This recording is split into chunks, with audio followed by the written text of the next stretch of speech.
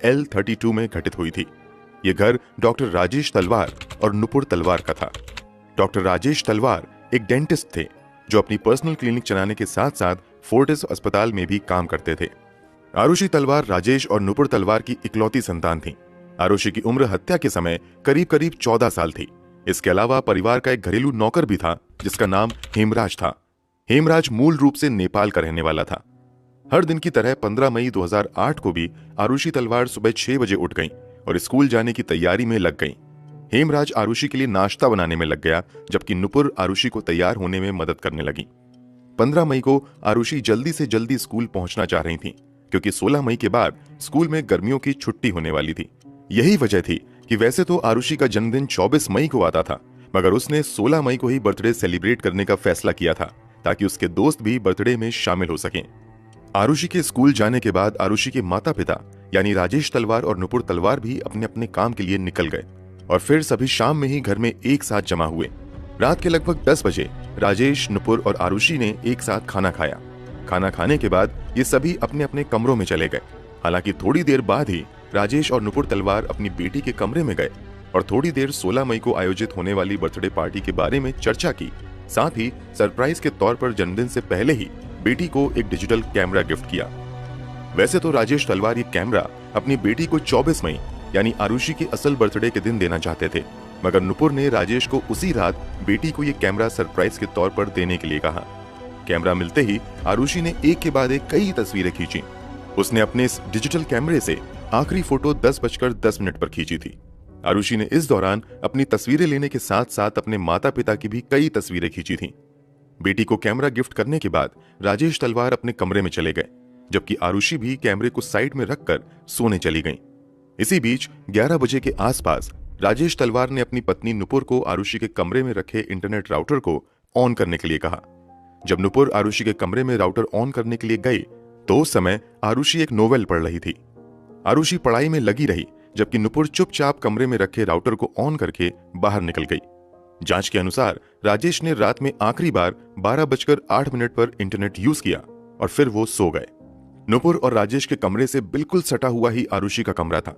इसके अलावा इस घर में एक और व्यक्ति रहता था और वो था घर का नौकर हेमराज। हेमराज का कमरा घर के अगले हिस्से में था।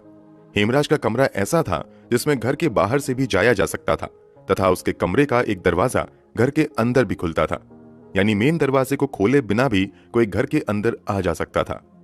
जब 15 से 16 मई की रात सभी सो गए तो इसी रात के अंधेरे में इस घर में कुछ ऐसा घटा जिसने पूरे देश को हिला कर रख दिया और आज तक की सबसे अनसुलझी और रहस्यमयी रात बनकर रह गई। अब तारीख बदलकर हो चुकी थी 16 मई 2008। रोज की तरह घर की मेड भारती मंडल सुबह 6 बजे ही राजेश तलवार के घर काम करने के लिए आ चुकी थी। उसने रोज की तरह घर का बेल बजाया। राजेश तलवार के यहाँ नौकरी ज्वाइन किए हुए भारती को बस 6 दिन ही हुए थे। अब तक जब भी वो काम के लिए आती थी तो पहली बेल बजते ही हेमराज दरवाजा खोलने आ जाता था, मगर आज भारती ने बेल बजाया तो कोई भी बाहर नहीं निकला। इसके बाद फिर से भारती ने दोबारा बेल बजाई, तब भी कोई नहीं निकला। हालांकि जब भारती ने तीसरी बेल बजाई तो नुपुर तलवार ने घर के अंदर की ओर खुलने वाला दरवाजा खोला और भारती से पूछा कि हेमराज कहाँ है। इस पर भारती ने जवाब दिया कि मुझे नहीं पता। तब नुपुर ने कहा कि हो सकता है कि हेमराज दूध लेने गया हो और उसी ने बाहर से दरवाजा बंद कर दिया है। नुपुर ने भारती से कहा कि तुम थोड़ी देर इंतजार कर लो, जब हेमराज वापस आ जाए तो अंदर आ जाना। इस पर भारती ने कहा कि मुझे और भी जगह काम करने जाना है, मुझे देर हो जाएगी, इसलिए आप बालकनी से चाबी फेंक दो, मैं बाहर से दरवाजा खोल लेती हूँ। इसके बाद नुपुर तलवार घर के अंदर गईं और फिर चाबी लेकर बालकनी में आईं, जहां से उन्होंने चाबी नीचे फेंक दी। चाबी देने के बाद नुपुर ने भारती से यह भी कहा कि शायद दरवाजा लॉक नहीं है बल्कि सिर्फ कुंडी लगी हुई है, फिर से चेक करो। वापस आकर भारती ने देखा तो सच में दरवाजा लॉक नहीं था बल्कि सिर्फ कुंडी लगी हुई थी। भारती को चाबी देने के बाद नुपुर ने हेमराज के मोबाइल पर फोन किया। कथित तौर पर कुछ ही रिंग होने के बाद फोन कट गया और अगले ही पल हेमराज का मोबाइल स्विच ऑफ आने लगा। फिर दोबारा कभी फोन ऑन भी नहीं हुआ और ना ही कभी वो फोन मिला। जब तक नुपुर तलवार ने भारती को घर की चाबी दी और हेमराज को फोन किया, तब तक घर के मुखिया राजेश तलवार भी सोकर उठ गए। राजेश तलवार अपने कमरे से उठकर जैसे ही बाहर हॉल में आए तो उनकी नजर डाइनिंग टेबल पर रखे एक स्कॉच विस्की की बोतल पर पड़ी, जो पूरी तरीके से खाली थी। बोतल पर कुछ खून के भी निशान थे। बोतल देखकर राजेश तलवार चौंक गए तथा उन्होंने अपनी पत्नी नुपुर तलवार से पूछा कि आखिर यहाँ ये बोतल किसने रखी है। इस पर नुपुर भी थोड़ा चौंक गईं और उन्होंने राजेश तलवार को कहा कि जरा एक बार तुम आरुषि के कमरे को चेक करो। आरुषि के कमरे का दरवाजा ऐसा था जिसे बाहर से सिर्फ चाबी से ही खोला जा सकता था, जबकि अंदर की ओर से ही उसे केवल बिना चाबी के खोला जा सकता था। अक्सर रात में सोते समय नुपुर आरुषि का कमरा बाहर से लॉक कर दिया करती थी, मगर उस समय राजेश तलवार ने देखा कि आरुषि के कमरे का दरवाजा थोड़ा सा खुला हुआ है। कमरा खुला देखकर जैसे ही राजेश तलवार अंदर गए, अंदर का नजारा देखकर उनके पैरों तले जमीन खिसक गई और वो बेतहाशा चीखने लगे। आरुषि के बिस्तर पर चारों ओर खून ही खून था। उसका पूरा शरीर खून से लथपथ था, जबकि गर्दन पर गहरे जख्म के निशान थे। आरुषि मरी हुई वहीं पर पड़ी हुई थी। राजेश की चीख सुनकर नुपुर तलवार भागते हुए कमरे के अंदर गईं। वहां का नजारा देखकर नुपुर गहरे सदमे में चली गईं और उसे समझ ही नहीं आया कि वो कैसे रिएक्ट करे, और उसने बिल्कुल चुप्पी साध ली। अब तक नौकरानी भारती भी बाहरी दरवाजा खोल चुकी थी और घर के अंदर दाखिल हो चुकी थी। जैसे ही भारती घर के अंदर आई, उसे नुपुर तथा राजेश के रोने की आवाजें आईं। उन दोनों को रोता देखकर भारती भी उसी कमरे की तरफ गई। भारती के कमरे में दाखिल होते ही नुपुर तलवार उससे लिपटकर रोने लगी और फिर नुपुर ने ही आरुषि के बदन पर रखे एक कंबल को हटाकर भारती को आरुषि का कटा हुआ गला दिखाते हुए कहा कि ये देखो क्या हो गया, हेमराज ने ये क्या कर दिया। फिर राजेश और नुपुर ने भारती को बताया कि हेमराज ने आरुषि की हत्या कर दी है और भाग गया है। भारती ने उन दोनों को शांत कराने की कोशिश की, साथ ही उनसे पूछा क्या किसी को बुला कर ले आए। इस पर नुपुर ने पड़ोसियों को बुलाने की इजाजत दे दी। इसके बाद भारती भागते हुए घर के बाहर आई तथा उसने इसी जलवायु बिहार अपार्टमेंट में रहने वाले अन्य लोगों को आरुषि की हत्या के बारे में बताया। खबर सुनकर बाकी लोग भी कमरे में जमा हो गए। इसी बीच किसी ने जलवायु बिहार के सिक्योरिटी गार्ड वीरेंद्र सिंह को कहा कि पुलिस को फोन कर दो। जब पुलिस मौके पर पहुंची तो पुलिस वालों ने देखा कि लगभग 15 लोग लिविंग रूम में खड़े थे, जबकि 5 से 6 लोग राजेश तथा नुपुर तलवार के कमरे में थे, जबकि आरुषि के कमरे में कोई नहीं था। जैसे ही पुलिस वाले वहां पर पहुंचे, राजेश तलवार ने पुलिस वालों को कहा कि घर के नौकर हेमराज ने ही आरुषि की हत्या की है और वो भाग गया है। आप जितनी जल्दी हो सके हेमराज को पकड़िए। चूंकि हेमराज सच में गायब था, इसलिए पुलिस वालों को लगता है कि पहले हेमराज ने शराब पी और फिर शराब के नशे में आकर वो आरुषि के कमरे में चला गया, जहां उसने आरुषि के साथ जोर जबरदस्ती करने की कोशिश की। जब आरुषि ने इसका विरोध किया तो हेमराज ने एक कुकरी के सहारे आरुषि की हत्या कर दी और फिर भाग गया। इस थ्योरी के आधार पर हेमराज को आरुषि का मर्डरर मानते हुए पुलिस ने हेमराज पर 20,000 का इनाम भी रख दिया तथा पुलिस की एक टीम आनन फानन में हेमराज को पकड़ने के लिए नेपाल में उसके गांव के लिए भी निकल गई। इधर पुलिस की दूसरी टीम ने लाश को अपने कब्जे में ले लिया और आरुषि के शव को लगभग 8:30 बजे पोस्टमार्टम के लिए ले जाया गया। पोस्टमार्टम होने के बाद लगभग 1 बजे फिर से आरुषि का शव उसके घर पर वापस लाया गया और लगभग 4 बजे के आसपास आरुषि का अंतिम संस्कार करने के लिए शव को पास के ही शमशान घाट में ले जाया गया। आरुषि के अंतिम संस्कार के बाद पुलिस ने आरोप लगाया कि राजेश तलवार आरुषि का अंतिम संस्कार जल्द से जल्द करना चाहते थे, जबकि राजेश तलवार की दलील थी कि बड़े बुजुर्गों की राय थी कि जल्द से जल्द अंतिम संस्कार कर दिया जाए। लाश मिलने से लेकर अंतिम संस्कार की प्रक्रिया तक इस घर में इतने ज्यादा लोग आए कि क्राइम सीन पूरा का पूरा तहस नहस हो गया। वहीं पुलिस की भी लापरवाही रही कि पुलिस ने क्राइम सीन को सुरक्षित करने के लिए भी बहुत ज्यादा मेहनत नहीं की। इसका नतीजा रहा कि बहुत सारे अहम सबूत नष्ट हो गए। विशेषज्ञों का तो दावा यहां तक था कि लगभग 90% सबूत तो इस लापरवाही की वजह से नष्ट हो ही गए। हालांकि फिर भी फॉरेंसिक एक्सपर्ट्स ने आरुषि के कपड़े, चादर, बेडशीट, मैट्रेस इत्यादि को जांच के लिए फॉरेंसिक लैब भेज दिया। इसके अलावा दीवारों तथा विस्की के बोतल से भी खून के नमूने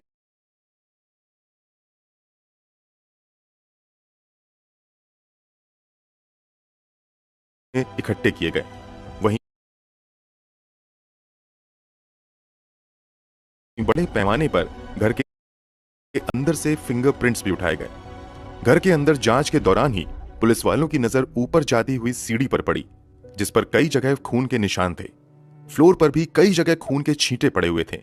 इन खून के धब्बों का पीछा करते हुए पुलिस वाले जब ऊपर की तरफ बढ़ते गए तो उन्होंने देखा कि छत पर जाने वाला दरवाजा बंद है। इस पर एक पुलिस वाले ने राजेश तलवार से छत पर लगे दरवाजे की चाबी मांगी। इस पर बकौल पुलिस राजेश तलवार तुरंत घर के अंदर चले गए और काफी देर तक अपने कमरे से बाहर ही नहीं निकले। जब पुलिस वाले ने दोबारा छत की चाबी मांगी तो राजेश तलवार पुलिस वालों पर ही भड़क गए और कहने लगे कि आप यहां छत पर जाने में अपना समय बर्बाद कर रहे हैं, उधर कातिल कहीं तब तक भाग जाएगा। आप जाकर पहले उसको पकड़िए। राजेश तलवार की ये बातें सुनकर वहां मौजूद पुलिस वालों ने छत पर जाने का इरादा बदल दिया और हेमराज को खोजने की कोशिश में काफी तेज हो गई। उधर 17 मई 2008 को राजेश और नुपुर तलवार अपनी बेटी आरुषि तलवार की अस्थियों को विसर्जित करने के लिए हरिद्वार निकल गए। इधर 17 मई को भी पुलिस वालों का घर में आना जाना और जांच का सिलसिला जारी रहा। इसी बीच घर में एक रिटायर्ड पुलिस ऑफिसर के गौतम आए। वो क्राइम सीन का मुआयना करने जांच दल में शामिल एक पुलिस वाले के रिक्वेस्ट पर आए थे। जब के गौतम ने भी छत की तरफ जाने वाली सीढ़ी पर खून के धब्बे देखे तो उन्होंने भी छत की चाबी खोजी। चाबी नहीं मिली तो अंत में लॉक तोड़ने का फैसला किया गया। इसी के बाद सुबह के लगभग 10:30 बजे छत पर जाने वाले दरवाजे का लॉक तोड़ा गया। जांच अधिकारी छत पर गए। यहां उन्होंने जो कुछ भी देखा वो देखकर हर कोई हिल गया। यहां पर एक लाश पड़ी हुई थी। इस लाश के गले पर भी ठीक वैसे ही जख्म के निशान थे जैसे निशान आरुषि के गले पर थे। लाश देखते ही पुलिस वालों ने उस समय घर में मौजूद राजेश तलवार के भाई को बुलाकर लाश की पहचान करने को कहा। इस पर वो नहीं पहचान पाए कि ये लाश किसकी है। इसी के बाद हरिद्वार के लिए निकले राजेश और नुपुर तलवार को भी फोन किया गया और जल्द से जल्द वापस आने को कहा गया। वापस आकर राजेश तलवार भी उस शव को नहीं पहचान पाए कि छत पर मरा पड़ा व्यक्ति कौन है। हालांकि पुलिस वालों ने शक जताया कि क्या ये हेमराज का शव है, तो इस पर राजेश ने कहा कि मैं पक्के तौर पर नहीं कह सकता। इसी के बाद हेमराज के कुछ दोस्तों को पहचान करने के लिए बुलाया गया और उन्होंने पहली नजर में ये कंफर्म कर दिया कि ये शव तो हेमराज का है। मतलब जिस हेमराज को अब तक आरुषि का कातिल मानकर पुलिस ढूंढ रही थी, उसकी लाश खून में डूबी हुई छत पर कोने में पड़ी हुई थी। अब पुलिस के सामने यह पता लगाने की चुनौती थी कि आखिर इन दोनों का कातिल कौन है। अब जांच कर रही पुलिस की टीम ही दो भागों में बट गई। एक टीम ने अपनी थ्योरी के हिसाब से घर में मौजूद राजेश और नुपुर तलवार को इन दोनों का कातिल मानना शुरू कर दिया, जबकि पुलिस की एक टीम ने हेमराज के दोस्तों पर शक जताया। अपनी शुरुआती इन्वेस्टिगेशन के बाद पुलिस ने हेमराज के दोस्त विष्णु शर्मा को सस्पेक्ट मानते हुए जांच आगे बढ़ाई। पहले विष्णु शर्मा ही राजेश तलवार के यहां काम किया करता था, मगर जब वो छुट्टी पर चला गया तो राजेश तलवार ने हेमराज को परमानेंट जॉब पर रख लिया था।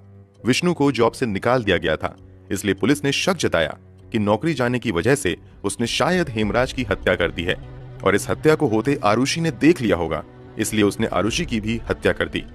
इसी के बाद पुलिस ने विष्णु शर्मा को हिरासत में ले लिया और पूछताछ शुरू कर दी, मगर कुछ ही जांच के बाद कंफर्म हो गया कि हत्या वाली रात तो विष्णु शर्मा भारत में नहीं बल्कि नेपाल में था। मतलब अब तक दो लोगों पर कातिल होने का शक जताया गया था, जिसमें एक का खुद कत्ल हो चुका था और दूसरा उस रात नेपाल में ही था। यानी अब पुलिस को नए कातिल की तलाश थी और अब पुलिस की टीम ने जिसे कातिल मानना शुरू कर दिया, उस पर एक बार तो किसी के लिए भी यकीन करना मुश्किल था। पुलिस की जांच अलग चल रही थी तो दूसरी तरफ इस केस को जबरदस्त मीडिया कवरेज मिल रही थी और दिन रात प्रिंट मीडिया से लेकर इलेक्ट्रॉनिक मीडिया तक आरुषि की ही खबरें चल रही थीं। उन खबरों में कुछ चैनल्स पर आरुषि के माता पिता पर ही शक जताया गया। बस यहीं से पुलिस को भी नया सस्पेक्ट मिल गया और पुलिस ने 23 मई 2008 को आरुषि के माता पिता राजेश और नुपुर तलवार को पहली बार पूछताछ के लिए पुलिस लाइन एरिया में बुलाया। यहां से राजेश को लोकल मजिस्ट्रेट के पास ले जाया गया, फिर वहां से उन्हें गिरफ्तार करके डासना जेल भेज दिया गया। इसी के बाद पुलिस ने आरुषि हेमराज हत्याकांड के सिलसिले में पहली बार डिटेल प्रेस कॉन्फ्रेंस की और इसमें एक ऐसा खुलासा किया या कहें कि दावा किया जिसे सुनकर हर कोई हैरान रह गया। Inspector general of police Gurudarshan Singh ने 23 मई को दावा किया कि पूछताछ में खुलासा हुआ है कि राजेश तलवार का extra marital affair Anita Durrani के साथ चल रहा था। इस बात की जानकारी आरुषि के एक दोस्त अनमोल ने आरुषि को दी थी। इस पर आरुषि अपने पिता से नाराज हो गई थी और उसने इस पर ऑब्जेक्शन किया था। पुलिस के मुताबिक पिता के एक्स्ट्रा मैरिटल अफेयर से आरुषि पर काफी बुरा असर हुआ और उसने खुद को घर में कैद कर लिया। यहां तक कि वो कथित तौर पर हेमराज के साथ सेक्सुअल रिलेशनशिप में आ गई। इसी के बाद 15 मई 2008 की रात जब राजेश तलवार सोने चले गए तब आरुषि के कमरे में हेमराज आ गया। जब दोनों संबंध बना रहे थे तभी राजेश तलवार किसी काम से कमरे से निकलकर बाहर आए तो उन्हें आरुषि का कमरा थोड़ा खुला हुआ दिखा। इस पर वो अंदर चले गए जहां उन्होंने देखा कि दोनों आपत्तिजनक स्थिति में हैं। ये देखकर राजेश तलवार को गुस्सा आ गया और उन्होंने हेमराज को मारना शुरू कर दिया और मारते हुए उसे छत पर ले गए, जहां फिर उसके सर पर किसी भारी चीज से वार किया और फिर अपने सर्जिकल ब्लेड से उसका गला काट दिया और छत के दरवाजे को बंद कर दिया। फिर राजेश तलवार नीचे आए, उन्होंने काफी अधिक मात्रा में शराब पी और फिर कमरे में जाकर अपनी बेटी की भी हत्या कर दी। ये शब्द हमारे नहीं है, बल्कि ये दावा पहली बार पुलिस की ओर से ही किया गया था। इस बयान के बाद पुलिस पर आरुषि के चरित्र हनन का आरोप लगने लगा और पुलिस की बहुत ज्यादा खिंचाई होने लगी। इसी के बाद पुलिस वालों ने अपना बयान बदलते हुए ये दावा किया कि आरुषि को अपने पिता राजेश तलवार के एक्स्ट्रा मैरिटल अफेयर के बारे में पता चल गया था तथा वो अपने पिता को ब्लैकमेल करने लगी थी, जिससे राजेश तलवार को गुस्सा आ गया और उन्होंने गुस्से में आकर अपनी बेटी की हत्या कर दी। राजेश को ऐसा करते हुए हेमराज ने देख लिया था। बस उसी गवाह को मिटाने के लिए राजेश ने हेमराज की भी हत्या कर दी। पुलिस ने आरोप लगाया कि दोनों की हत्या के बाद सबूत मिटाने में राजेश तलवार की पत्नी नुपुर तलवार ने भी अपने पति का साथ दिया। इसी के बाद जांच आगे बढ़ती रही। मामले की गर्माहट को देखते हुए केस 1 जून 2008 को सीबीआई को सौंप दिया गया। सीबीआई ने जैसे ही केस अपने हाथ में लिया, जांच का रुख ही बदल गया। शुरुआती जांच में ही सीबीआई टीम को कुछ ऐसे क्लू मिले जिससे उनका शक अब राजेश तथा नुपुर तलवार से हटकर राजेश तलवार की क्लिनिक पर काम करने वाले कृष्णा थडरई पर चला गया। दरअसल जांच पड़ताल के दौरान सीबीआई टीम को पता चलता है कि आरुषि की हत्या से ठीक 2 दिन पहले क्लिनिक पर काम करते समय कृष्णा ने कुछ गलती कर दी थी। इस पर राजेश तलवार ने कृष्णा को बुरी तरीके से डांटा था। इसी के बाद एक दिन कृष्णा ने हेमराज से कहा कि मैं राजेश को बहुत जल्द सबक सिखाऊंगा। ये बात राजेश तलवार के ड्राइवर उमेश शर्मा ने सुनी थी। इसी की गवाही के बाद पुलिस ने शक के आधार पर 7 जून 2008 को कृष्णा को हिरासत में लेते हुए पूछताछ शुरू कर दी। जैसे ही सीबीआई की टीम कृष्णा के कमरे की तलाशी लेने लगी तो वहां उन्हें एक तकिए का कवर मिला जिस पर खून के कुछ निशान थे। इसके अलावा एक कुकरी भी मिला। शक जताया गया कि इसी कुकरी से दोनों हत्या को अंजाम दिया गया होगा। इसके अलावा कमरे से एक ट्राउजर भी बरामद हुआ जिस पर खून के कुछ निशान थे। ये चीजें इस बात की ओर इशारा कर रही थी कि शायद अब असली कातिल पकड़ा गया है। इसी के बाद पुलिस ने कृष्णा का पहले पॉलीग्राफ टेस्ट करवाया। फिर 9 जून 2008 को एम्स दिल्ली में इसका साइकोलॉजिकल असेसमेंट किया गया। फिर 12 जून को कृष्णा का नार्को टेस्ट भी किया गया। नार्को टेस्ट तथा पॉलीग्राफ टेस्ट के आधार पर 13 जून 2008 को सीबीआई की टीम ने कृष्णा को गिरफ्तार कर लिया। नार्को टेस्ट के दौरान कृष्णा ने अपने दोस्त राजकुमार का नाम भी लिया था। राजकुमार राजेश तलवार के दोस्त के यहाँ घरेलू नौकर के तौर पर काम करता था। राजकुमार का नाम आते ही 23 जून को पुलिस ने राजकुमार को भी हिरासत में ले लिया और फिर उसका भी polygraph test, psychological assessment, brain mapping तथा नार्को टेस्ट किया गया और इन सभी के आधार पर राजकुमार को 27 जून को सीबीआई ने गिरफ्तार कर लिया। ये आरुषि हेमराज कत्ल में दूसरी गिरफ्तारी थी। सीबीआई ने तीसरी गिरफ्तारी 30 जून 2008 को विजय मंडल उर्फ शंभू के रूप में की। विजय मंडल आरुषि तलवार के पड़ोसी पुनीत टंडन के यहां काम करता था। अब तक पुलिस 3 लोगों को गिरफ्तार कर चुकी थी। यह कमाल इत्तेफाक था कि ये तीनों ही नेपाली मूल के थे और आसपास रहते हुए नोएडा में ही काम कर रहे थे। इन तीनों की गिरफ्तारी के बाद लंबी पूछताछ की जाती है और फिर सीबीआई प्रमुख अरुण कुमार की ओर से 11 जुलाई 2008 को एक प्रेस कॉन्फ्रेंस की जाती है जिसमें कई चौंकाने वाले दावे किए जाते हैं।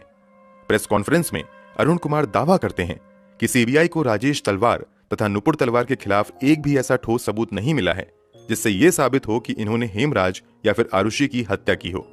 20 जून 2008 को राजेश तलवार का पहला तथा 25 जून को आरुषि की मां नुपुर तलवार का दूसरा लाई डिटेक्टर टेस्ट किया गया। उसमें भी पुलिस को कोई क्लू नहीं मिला। हालांकि सीबीआई ने राजेश और नुपुर को क्लीन चिट नहीं दी थी।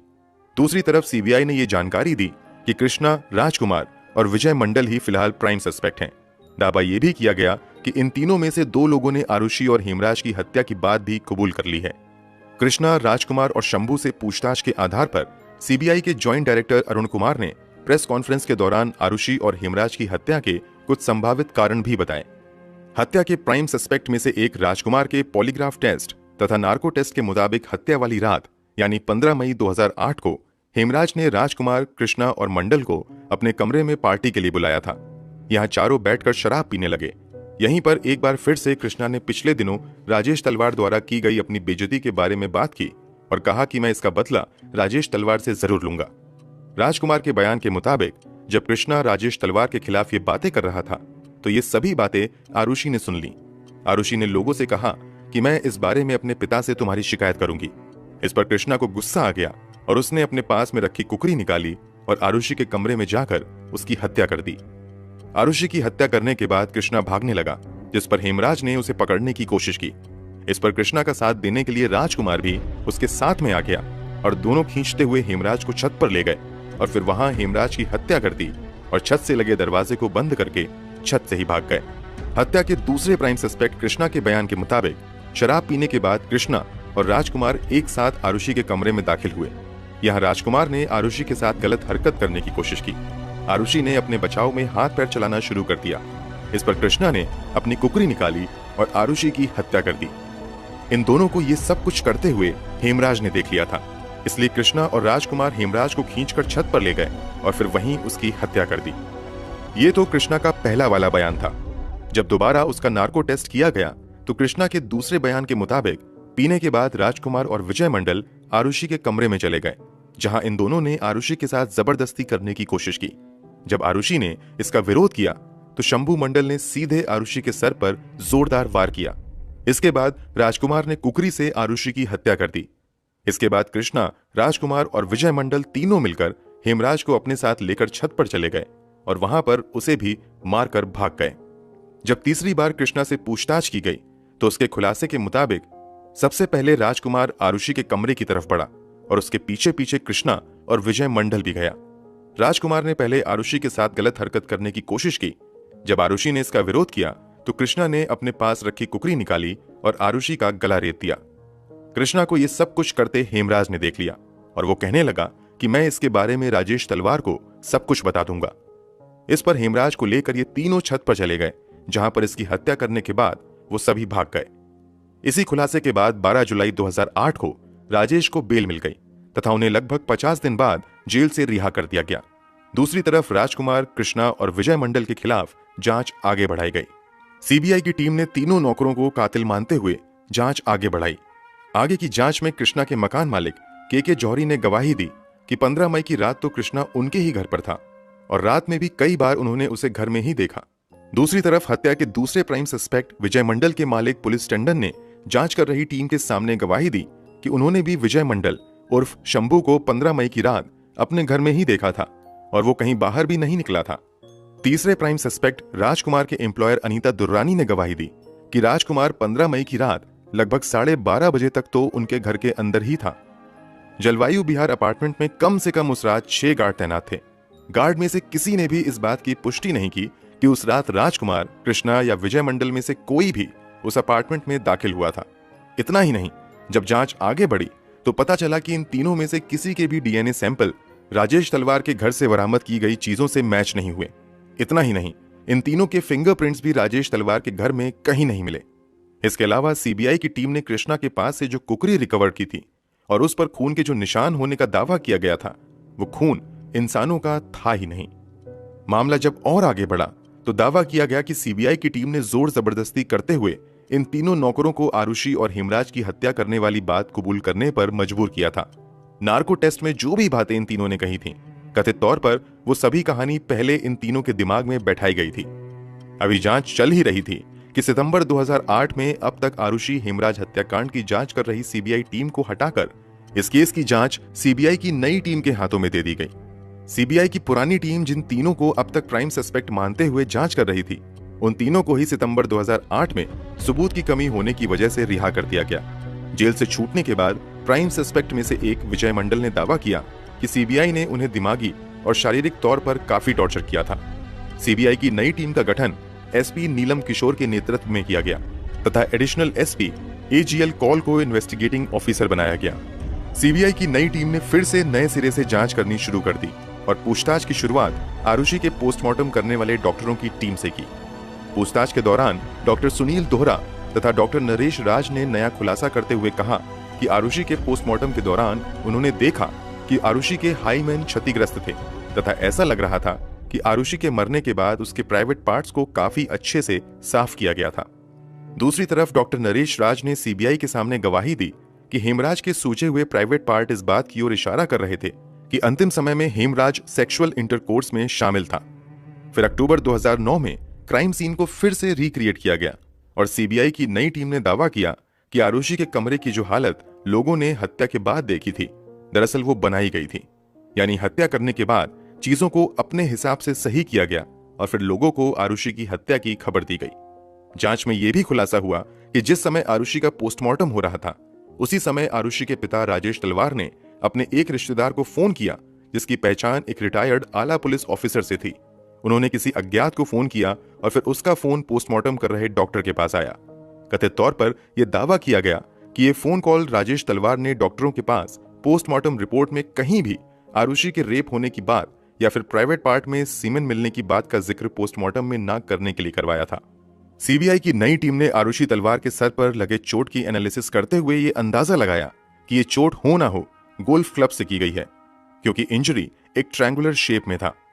जांच के दौरान पुलिस ने राजेश तलवार के घर से गोल्फ क्लब का पूरा सेट भी बरामद किया, जिसमें से सीबीआई की ओर से दावा किया गया था कि गोल्फ क्लब नंबर 5 से आरुषि तथा हेमराज के सर पर वार किया गया, जिससे उसकी मौत हुई। हालांकि उस गोल्फ क्लब पर किसी तरह के ब्लड के सैंपल नहीं मिले, ना ही वहां से कोई डीएनए या फिर कोई बायोलॉजिकल फ्लूइड भी बरामद किया जा सका। बाद में उन गोल्फ क्लब को कुछ विशेषज्ञों के पास भेजा गया तो उन्होंने अपनी रिपोर्ट में कहा कि वहां मौजूद सभी गोल्फ स्टिक्स में से एक स्टिक को देखकर ऐसा लग रहा था कि हाल ही में काफी अच्छे से साफ की गई हो, इसलिए उन पर से सारे सबूत भी मिट गए हैं। इसके बाद सीबीआई ने अपनी जांच आगे बढ़ाई और 18 से 19 मई के बीच 2010 में एक बार फिर से राजेश तलवार को पूछताछ के लिए बुलाया गया। सभी पूछताछ तथा लंबी जांच के बाद भी सीबीआई टीम को कोई पुख्ता सबूत नहीं मिले। इसी के आधार पर 29 दिसंबर 2010 को सीबीआई की नई टीम ने कोर्ट में इस केस को बंद करने के लिए क्लोजर रिपोर्ट फाइल कर दी। हालांकि इस रिपोर्ट में राजेश तलवार पर आरुषि और हेमराज की हत्या का शक सीबीआई ने जताया, जबकि नौकरों को रिपोर्ट में बेगुनाह बताया गया। अपनी क्लोजिंग रिपोर्ट में सीबीआई ने कहा कि इस बात के कोई सबूत नहीं मिले हैं कि हेमराज का कत्ल आरुषि के कमरे में हुआ था। हेमराज के ब्लड सैंपल भी कहीं भी आरुषि के कमरे में नहीं मिले। इसके अलावा राजेश या नुपुर के कपड़ों से भी हेमराज के सैंपल नहीं मिले। सीबीआई टीम को हत्या में इस्तेमाल किए गए हथियार भी कभी नहीं मिले। हालांकि रिपोर्ट में सीबीआई ने दावा किया कि जैसा कट आरुषि और हेमराज के गले पर था, उसे देखते हुए लग रहा था कि यह किसी प्रोफेशनल ने सर्जिकल ब्लेड से ही किया है। चूंकि डॉक्टर राजेश तलवार और नुपुर डॉक्टर थे, ऐसे में संभावना जताई गई कि उन्होंने ही सर्जिकल ब्लेड से इन दोनों का गला काटा है। राजेश और नुपुर की बेगुनाही की सबसे बड़ी वजह यह भी रही कि किचन में जो शराब की बोतल रखी थी, उस पर जो फिंगरप्रिंट्स मिले और जो खून के निशान उस बोतल पर थे, वो ना तो पहले के 3 प्राइम सस्पेक्ट से मैच हुए और ना ही राजेश और नुपुर के सैंपल से मैच हुआ। इसके अलावा पूरे केस में हत्या के क्लियर कट मोटिव का भी पता नहीं चल पाया। इन सभी के आधार पर सीबीआई ने कोर्ट से इस केस को बंद करने की अपील की। केस बंद करने की बात तो ठीक थी, मगर इस क्लोजिंग रिपोर्ट में राजेश तलवार पर जो उंगली उठाई गई थी, उससे राजेश तलवार खुश नहीं थे और वो खुद पर की गई सीबीआई की टिप्पणी के खिलाफ कोर्ट पहुंच गए। राजेश तलवार को यह कदम कुछ हद तक उनके लिए आत्मघाती साबित हुआ, क्योंकि वो कोर्ट में बेगुनाह साबित होने गए थे, मगर वहां वो उल्टा फंस गए और एक बार फिर से केस की जांच शुरू हुई। कोर्ट ने क्लोजर रिपोर्ट को चार्जशीट में बदलकर राजेश और नुपुर तलवार पर ही मामला दर्ज करते हुए फिर से जांच करने का आदेश दिया। कोर्ट का मानना था कि राजेश और नुपुर तलवार पर मामला दर्ज करने के लिए पर्याप्त सबूत हैं। अब इस नई जांच के बाद सीबीआई के एडिशनल एसपी एजीएल कॉल ने आरुषि हेमराज हत्या की नई थ्योरी पेश की। सीबीआई के मुताबिक 15 से 16 मई की रात राजेश तलवार जब अपने कमरे में सो रहे थे तो उन्हें कुछ आवाज सुनाई दी। आवाज सुनकर वो अपने कमरे से बाहर आए और हेमराज के कमरे की तरफ गए। वहां उन्होंने देखा कि कमरे में कोई नहीं है। फिर उन्होंने ध्यान दिया तो उन्हें एहसास हुआ कि आवाज तो आरुषि के कमरे से आ रही है। इसी के बाद उन्होंने हेमराज के कमरे में रखे एक गोल्फ स्टिक को अपने हाथ में लिया और दौड़ते हुए आरुषि के कमरे में पहुंचे। यहां उन्होंने देखा कि आरुषि और हेमराज एक साथ बिस्तर पर हैं। सीबीआई ने इसे ऑब्जेक्शनेबल पोजीशन के तौर पर डिस्क्राइब किया है। हेमराज और आरुषि को इस हालत में देखकर राजेश तलवार बहुत ज्यादा गुस्से में आ गए और उन्होंने पूरी ताकत से वो गोल्फ स्टिक हेमराज के सर पर दे मारा। पहली बार लगते ही हेमराज लड़खड़ा गया। अगले ही पल जब राजेश तलवार ने दूसरी बार गोल्फ स्टिक चलाई, तब तक हेमराज वहां से नीचे गिर गया और वो स्टिक गलती से आरुषि के सर पर जा लगी। क्योंकि दोनों के ही सर पर काफी तेज वार किया गया था, इसलिए चोट लगते ही दोनों की जान चली गई। इस हो हल्ले के बीच बगल के कमरे में सो रही नुपुर तलवार भी जग गई और वो भी कमरे से निकलकर भागती हुई आरुषि के कमरे में आई। यहां उन्होंने देखा कि आरुषि और हेमराज मर गए हैं। यहां पर नुपुर तलवार के पास कोई ऑप्शन नहीं था, इसलिए उन्होंने अब पति के साथ मिलकर पहले हेमराज के शव को एक चादर में लपेटा और ले जाकर छत पर रख दिया। यहीं पर हेमराज के गले को सर्जिकल ब्लेड से काट दिया और छत के दरवाजे को लॉक कर दिया। इसके बाद फिर वो नीचे आए, जहां उन्होंने आरुषि के गले को भी काट दिया और फिर कथित तौर पर आरुषि की मां नुपुर ने आरुषि के प्राइवेट पार्ट्स को अच्छे से साफ किया, कपड़े ठीक किए और फिर राजेश ने आरुषि के गले को भी काट दिया ताकि इसे हत्या का रूप दिया जा सके। इसके बाद राजेश और नुपुर ने मिलकर खून के निशान को वहां से मिटाना शुरू कर दिया। साथ ही हत्या में इस्तेमाल किए गए गोल्फ स्टिक को भी छुपाया और सभी संभावित सबूत को वहां से हटा दिया। इसके बाद फिर राजेश तलवार अपने कमरे से बाहर निकल कर आए और घर में दाखिल होने वाले दरवाजे को बाहर से लॉक कर दिया और वहां से हेमराज के कमरे से होते हुए फिर से घर के अंदर चले गए ताकि सुबह यह बताया जा सके कि किसी ने बाहर से दरवाजा लॉक कर दिया है। इसके बाद राजेश तलवार ने घर में रखी स्कॉच विस्की पी और सुबह होने का इंतजार करने लगे। फिर सुबह हुई, घर में मेड आई और यहीं से सब कुछ प्लान के मुताबिक आगे बढ़ता चला गया। सीबीआई की इस नई थ्योरी और पेश किए गए सर्कमस्टेंशियल सबूत को कोर्ट ने सही मानते हुए 25 नवंबर 2013 को राजेश और नुपुर तलवार को आरुषि तथा हेमराज की हत्या का दोषी करार दिया। इसके अलावा इन दोनों को सबूत से छेड़छाड़ करने, जांच को गलत दिशा में ले जाने तथा गलत एफआईआर दर्ज करवाने का भी दोषी पाया गया। दोषी करार दिए जाने के बाद 26 नवंबर 2013 को आरुषि और हेमराज की हत्या के जुर्म में राजेश तलवार और उनकी पत्नी नुपुर तलवार को कोर्ट की ओर से उम्र कैद की सजा सुनाई गई। कुछ महीने जेल में गुजारने के बाद जनवरी 2014 में राजेश और नुपुर तलवार ने निचली अदालत के फैसले के खिलाफ इलाहाबाद हाई कोर्ट में अपील कर दी। 12 अक्टूबर 2017 को इलाहाबाद हाई कोर्ट ने निचली अदालत के फैसले को पलटते हुए राजेश और नुपुर तलवार को आरुषि और हेमराज की हत्या के आरोप से मुक्त करते हुए जेल से रिहा कर दिया। इलाहाबाद हाई कोर्ट ने सीबीआई को फटकार लगाते हुए कहा कि सीबीआई सही तरीके से जांच करने में असफल रही तथा केवल अपने द्वारा गढ़ी गई थ्योरी के आधार पर राजेश और नुपुर तलवार को दोषी करार दे दिया। इलाहाबाद हाई कोर्ट के फैसले के बाद राजेश और नुपुर तलवार जेल से बाहर आ गए। वैसे 8 मार्च 2018 को इलाहाबाद हाई कोर्ट के फैसले को सीबीआई ने सुप्रीम कोर्ट में चुनौती दी है। 10 अगस्त 2018 को सुप्रीम कोर्ट ने इस केस की सुनवाई के लिए मंजूरी दे दी और मामला अब सुप्रीम कोर्ट में विचाराधीन है। अब आरुषि तलवार के पिता राजेश तलवार तथा मां नुपुर तलवार इस केस में पीड़ित हैं या फिर गवाह हैं या फिर हत्यारे हैं, वो तो समय ही बताएगा। कुल मिलाकर वर्षों पहले जिन सवालों के साथ ये केस शुरू हुआ था, आज भी उसी सवाल पर अटका हुआ है कि आरुषि और हेमराज की हत्या किसने और क्यों की थी। क्योंकि मामला अभी विचाराधीन है, इसलिए हम इस पूरे मामले पर कोई भी अंतिम टिप्पणी नहीं देंगे। इस केस का सच जो भी है वो बाहर आना चाहिए और आरुषि तथा हेमराज को इंसाफ मिलना ही चाहिए। वीडियो के बारे में अपनी राय कमेंट बॉक्स में जरूर दें। अगर आपको हमारी मेहनत पसंद आई हो तो इस वीडियो को लाइक करते हुए शेयर भी करें ताकि बाकी लोग भी इस खौफनाक कहानी के बारे में जान सकें। अगर आपने अब तक इस चैनल को सब्सक्राइब नहीं किया है तो जल्दी से चैनल को सब्सक्राइब कर लें। साथ ही क्राइम की दुनिया से जुड़ी ऐसी ही दिल दहला देने वाली कहानियों के लिए चैनल को सब्सक्राइब करने के बाद बेल आइकन दबाकर नोटिफिकेशन जरूर ऑन कर लें। मिलते हैं क्राइम की दुनिया से जुड़ी ऐसी ही एक और सच्ची कहानी के साथ अगले वीडियो में।